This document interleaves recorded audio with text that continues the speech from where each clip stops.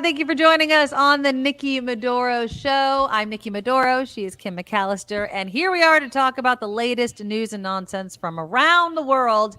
And hit that subscribe button before we continue the show. Hit that subscribe button, click the thumbs up, show your support for the show. The super chat is also live, and we take donations throughout the show. All of the links we'll remind you about at the end of the show, but you can always find them in the About section right below today's show description. So great weekend. Happy belated Father's Day to all of the fathers out there. Did you guys have a good weekend? We did. It's so funny. I love Mother's Day weekend. I get to do whatever I want. And usually I'm just going out with my girlfriends. I see my mom, and it's that sort of thing. My husband has literally relaxed all weekend, which is all I wanted for him. I'm like, enjoy it. Making him some food that he likes to eat, taking him out to breakfast. I feel like Father's Day can be kind of a chill holiday for the dads, right? I mean, my husband doesn't really care much about it. He doesn't want money spent on gifts. He doesn't want all of that. Right. He just kind of went about his business. He took Julia out to horseback riding like he always does. There you go. He took Jacob out to breakfast because Jacob is an early riser. So they both get up early. And you're like, leave me in bed. I'm fine. That's exactly right. So they went out. It was kind of like a little Mother's Day for me. I'm thinking Father's Day is great. Keep it happening. Whatever works. Okay. Well, coming up, we're going to talk about some of the latest news surrounding the Supreme Court ruling, specifically with bump stocks. That's, of course, it can kind of change your gun into a machine gun, basically, by just kind of keeping your trigger finger, and it absorbs the shock. And that's what a bump stock is. It had been banned under former President Donald Trump. But, the Supreme Court has struck that down. So we'll talk about that, of course, in light of some of the news, tragic news over the weekend. But first, I wanted to talk about something that's very, California, which is, of course, this major wildfire that's been burning. And this is in Southern California. It's considered Los Angeles County's first major wildfire of the year. It's called the Post Fire. Mm-hmm. Let's see. As of yesterday, it was just 2% contained. It was like more than 15 square miles. It forced the evacuation of like thousands of people. This is just the beginning. It's right off of I-5. Yeah. Remember, you've passed the Grapevine going to Disneyland. It's right near Gorman. Yeah. And it's, what did you say? Did you say 62 miles northwest of Los Angeles? That's about. Is that what that's it? Yeah. I said it's 16 square miles, about 15, 16 square miles. And people that are camping in that area. And that's always the thing that I keep in mind. Yeah, it's about 60 miles northwest of Los Angeles. Mm-hmm. You're right. Some structures have burned, but it's summertime. People are heading to LA, using the Grapevine, going to Arizona, doing these road trips, going camping. It's not summer. It is not officially summer yet. And we've already had the first major wildfire in Los Angeles. And it was windy. I don't know if it was windy where you are this weekend. I know we're in Northern California. That's Southern California. But the weather and all of that sort of thing, when the wind picks up, I was listening to one fire official saying it's even more dangerous, right? I mean, because it can be hot, it can be dry, but that wind can be the biggest game changer. So, obviously we are praying for the firefighters that hopefully they can get this contained as soon as possible. But in what used to be back in the day, a couple of days, firefighters would be out fighting blazes like this, talking weeks, and to get full containment or it's out months, you never know, as bad as it can be. I think they are better at fighting fires now because of what's happened. Right. It seems like a lot of wildfires, at least the ones that I've really paid attention to around the Bay Area, are stopped before they're started because it used to be first the ground crews would go out, right? And it would take them a few hours before they got up air support. Mm-hmm. Now, air support is summoned like that. They are out there, they are doing it. And a lot of these fires that could be catastrophic end up being squashed out within the first hour or two and kept to, 4, 5, 10 acres. But here's one that got away from them, and it's in a really bad area, and there at least 1,200 people had to run from this fire. As you say, there's some reservoirs out there, the Pyramid Reservoir. Okay. There's another reservoir. So there's a lot of places where people are going to recreate. Mm-hmm. Over the, absolutely summer vacation. If you want to go four-wheeling or stuff like that, like that's all. If you're from California, you've ever driven to Southern California, this area, what it looks like. It's extremely, extremely dry. And so, these things can just explode, and it's summertime, and that means fire time in California. Look at stuff like that. That's just That's a building at the Los Padres National Forest Station. Yeah. That's fire crews trying to, put the fire out Put there. that one It out. looks like Yeah. their buildings are damp, or they're never coming back. At least No, they're exactly. toast. They're tear downs at this point. Exactly. Yeah. At this Ugh. point, it was what? Gosh, yesterday it was not very much contained, like No, maybe 2 or 2%. 3%. Yeah, Yeah. exactly. So we're So hoping that obviously those containment numbers go up, but that's going to take some time. So we'll keep our eye on it. And again, our prayers for the firefighters. This is a hard yeah. time of year for all of them. Some other things that happened since the last time we spoke, Kim, was a Supreme Court ruling. And this one had to do with something it's not like a pet project for us, but something when we were on KGO radio, we talked about a lot, which was gun control laws that would try in any way to reduce the number of people killed by weapons. Well, the U.S. Supreme Court decided to reverse, strike down a Trump era law regarding bump stocks. And the thing that bothers me the most about this is that it's not, I mean, it was under Donald Trump. You would think, right? This whole narrative of, oh, this is a conservative court. They're going to go. No, they found that the Trump administration did not follow federal law when it reversed course and banned bump stocks after that Las Vegas shooting. The gunman fired more than 1,000 rounds in 11 minutes, killing God, 60 people, injuring that's hundreds more. crazy. And in the 6-3 majority opinion that was written by Justice Thomas, he said, a semi-automatic rifle with a bump stock is not an illegal machine gun because it does not make the weapon fire more than one shot with a single pull of the trigger. He says a bump stock merely reduces the amount of time that elapses between separate functions of the trigger. So now, again, if you don't know what a bump stock is, and I'm not a gun expert, but this is the way that I understand it, is that the stock of the gun, it absorbs some of the recoil, right? And so then it hits the finger, it bumps the finger so that it can go back and forth, right? And fire so many shots in a very quick amount of time. Mm-hmm. It's not necessary. And I was getting into this disagreement with the love of my life, my dear husband. We do not see eye to eye on this. He is of the belief that we don't need any more gun laws. We need to enforce the gun laws that we have. And I agree with him. Right? I do agree. But the gun laws as they are written are not enough. Why? Why do I say that? Because we keep proving it's not enough.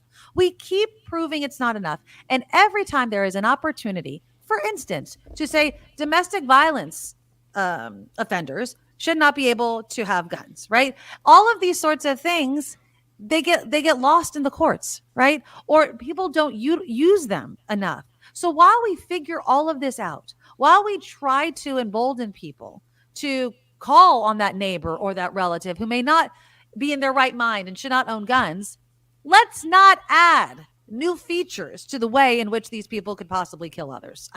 That's just a thought. I just feel like we have proven we can't handle this many weapons in our Maybe I hands. just don't understand. I'm not a gun person either. So it might be that I just don't get it. Mm-hmm. But why would you feel like you want to fire more shots more quickly? Mm-hmm. Because If you, you're going because to, you can. if you're going to shoot for sport, right, at targets or Right. skeet shooting or whatever it may be, then isn't that part of the sport to fire the weapon in a And way aim. that, Yeah. right? And if you're going think. hunting, then, I mean, it's kind of overkill to bring a Tommy gun, machine gun, what have you, to the forest. So, like, in these instances, I would say, that those are the acceptable uses for guns in my book. The other use would be crime and hurting people on purpose. And Yeah. so if you're trying to protect people, then why would you want a gun that fired so They could many just shots? bullets Why would you want to do that? indiscriminately. Exactly. So while I agree with your husband that he's right, we have gun laws on the books that we don't enforce, right? Mm-hmm. Over and over. We heard the gun law that Hunter Biden was charged with rarely gets enforced. Right. Right? So Exactly. if you want to enforce all these gun laws, that's great. But this is in addition to that, because I don't think those gun laws affect not retrofitting, but tampering Modifying, with yeah. the way you're modifying the way your gun operates. So I looked up pictures of bump stocks, and I kind of showed them a minute ago, but here's Yeah. a couple pictures. So I think you are supposed to snap your weapon onto this thing, Yeah, the which stock of the gun. yeah, which gives you an I guess you said it's about pulling the trigger, but it looks like it actually gives you more bullets. Like it snaps into this thing that has more bullets in it. I don't know. Yeah, I mean, it's. I want to get the actual. Here's a video. Here, let me show you this video. I had it and I forgot to put it up here. So there is a good description of how a bump stock is supposed. Let me mute that so it's not distracting me. And it does. It's a modification of a gun, and some people might say, it's not that bad. But here's the video. This is from ABC7. So I'll do a better job of explaining exactly how a bump stock works. Here we go. The bump stock itself is an attachment that replaces the butt stock of the rifle. But you see how easy it moves? Any little force will move it. So if you put your finger over this and then push forward here, it basically will put your finger on that trigger. And with it back and forth. See? With it off safe, just that little bit of motion, you can hear the click. It will shoot. Then it comes back forward. The rifle will then cycle and cock again, which is what makes it semi-auto. And so when you keep going forward like this, it has to go through the 7 cycles of fire in order to repeat the shot. Personally, I don't like them because they make it more inaccurate, but there you go. It's a part that is legal to have on a firearm, and I'm a constitutionalist, and the Second Amendment says it shall not be infringed, and the word infringe means by banning parts on firearms. That doesn't mean it. No, that's not what it means at all. That's what you're saying. That's what and that's the thing that bothers me about these 2A people. It's like, it shall not be infringed. Like, stop. You know damn well that the writers of the Constitution had no idea what a bump stock was, what a semi-automatic weapon was. That none of these things existed. And I don't understand why the argument in front of a Supreme Court should not have been, we should only interpret this in the reality of the framers of the Constitution. What this piece of equipment or accessory for a gun never even existed. And so we can set rules for this because it did not exist then. And that's what bothers me. It's like, you don't need it. And these people that say, because I can, because it's my constitutional right. F you. Like, honestly, you are so part of the problem. And so, yeah, we kind of got into a disagreement about it, and we agreed to disagree. And that's why we're in a happily married relationship, is because we agree to disagree. But I will never understand the need for weapons and accessories like that. I really appreciate you playing that video because it really put it in perspective for me. And so it's interesting that when you look at what it does, and you look at the description you mentioned earlier about why the Supreme Court says they're okay, because you still have to pull the trigger. Does that make no sense to you? But it's kind of doing it for you. It's kind of doing it for you. It's like, oh, but look, it's like if somebody was holding, I know this is not exactly apples to apples, but it's like if I was holding your arm and you were holding a knife and I was swinging your arm stabbing somebody, right? It's like, come on now. Like, let's just stop already. But you still had to swing your arm, Kim. Oh, okay. You don't need help. People don't need help pulling the trigger. Yeah. They don't need help shooting guns. We don't need to make it easier for these things. And I don't understand why people that are just fully committed to defending the Second Amendment aren't screaming more loudly. And this was my other point to my husband. It's like, where are the protests from gun owners saying enforce the laws? Where are you? Because all I hear is, well, just enforce the laws. Okay, why aren't you up in arms about it? Why are you not as outraged? Where's your letter writing campaign to your congressperson saying you need to enforce these laws better? How dare these people that shouldn't have guns still have guns? Where are you? But you don't. I don't hear it. I don't see it. I don't see the petitions. I don't see the news articles. I don't see you guys, you 2A people, demanding more law enforcement, more enforcement, I should say, of our actual gun laws. You're just like, well, enforce the laws we have. Why aren't you outraged that we're not? Meanwhile, we have more and more mass shootings. And you see this out of Michigan over the weekend. 9 people affected by this shooting, at least one of them, a 4-year-old child. 9 people shot. They think it's a random shooting. People went running from this recreation area in Rochester Hills, Michigan at the splash pad. It's supposed to be summer vacation and someone opens fire. And now we have, I guess it's okay. No one cares.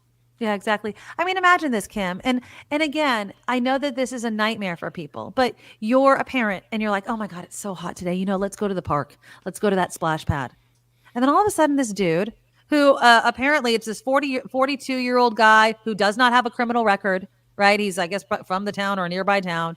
But he's exhibited, but not enough, right? Just he's not very outgoing. He doesn't really wave to his neighbors, right? May have been exhibiting some mental stress. Okay, but not enough to trigger that red flag law, right? But he has a gun.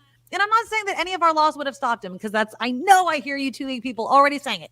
The laws that we had would have never stopped that.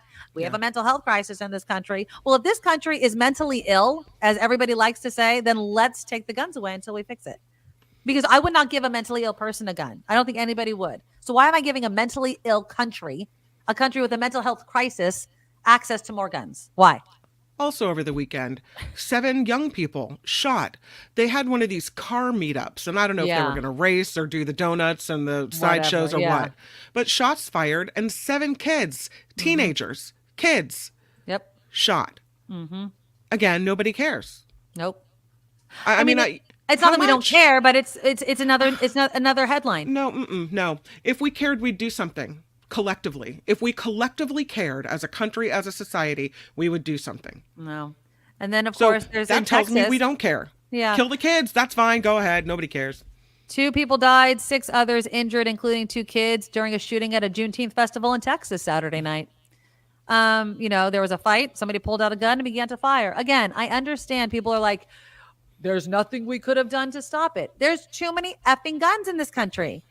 And we do have a problem of people being so angry or mentally ill, or mentally ill, that we're shooting each other. So that is why when you hear that the U.S. Supreme Court has said, yeah, but bump stocks are okay, stop. We have a problem we're not dealing with, and you're just adding to the problem. You know what I mean? We already are dealing with a huge problem. And for us to be like, yeah, but the Second Amendment is such an asinine argument when people are losing their lives. I hate this idea that people are like, well, what could we do? The Second Amendment. We're human beings. We can do something. Yeah. There is nothing that's going to strike us down if we do responsible and reasonable gun control. As we go, you know what? I know bump stocks, this, that, and the other. We don't need them. You know what? We're logical. We can think clearly. We can see that that's probably not going to help if this is all. We can see that the assault weapons ban actually did reduce the crimes using assault weapons. There's actual evidence of that. So why don't we use our brains, our logic, instead of trying to make political friggin' points with the NRA, and go back to that? Like, it's so asinine for people to act like they're handcuffed to the Second Amendment. You are not. We are 3 people who can use logic and reason and see the fact that Sandy Hook children graduated this year, and to see their faces and be like, I'm so done that nothing's been done, is a tragedy and a failure by us, the collective America. It is just an absolute failure. And I'm so disappointed. I'm so disappointed that people are like, oh, we've tried. No, you didn't. We didn't try. And we didn't try hard enough. And we have to keep trying. You know who didn't graduate? The 26-year-olds who lost their lives that day. Exactly. And still nothing. And I believe I've heard someone say this before. I don't know if it was Ron Owens or who said it, but I think he said it, or someone said it very close to Sandy Hook. Like, maybe it was Chip, if this isn't like the pinnacle, if this doesn't make you stop and think and make a change, if the killing of 26-year-olds isn't going to motivate you to change, then we're done. Nothing will. Nothing. No. If the killing of first graders, right? Yeah. If that didn't trigger something, pun not intended, something in you about it, then yeah, you're absolutely right. Nothing will. No. Kind of on the whole Sandy Hook tip, though, Texas bankruptcy judge rejected a proposed liquidation of conspiracy theorist Alex Jones' company, which is it's called Free Speech Systems. It's the parent company of InfoWars, saying that a denial of the bankruptcy plan was, in his opinion, in the best interest of the creditors. But the judge approved a separate liquidation of Jones's personal assets. He says the InfoWars bankruptcy process had dragged on and needed to stop incurring costs and let the families of Sandy Hook victims try and claim what they're owed through state courts, which they should. These families have not received payment of the $1.5 billion in damages that they won after he lied about that massacre back in 2012. He's a despicable human being. He's a and if he despicable ends human up being. with nothing left, I mean, nothing I don't want him to left. even have underpants. He can go sit in the corner No. butt naked for all I care. Butt naked on the street. In Like, shame. that's what that Dressed person in deserves. shame. He should be Nothing. dressed only in shame. That's And right. I honestly, I don't often wish ill on people, and I don't I wish don't death either. on him.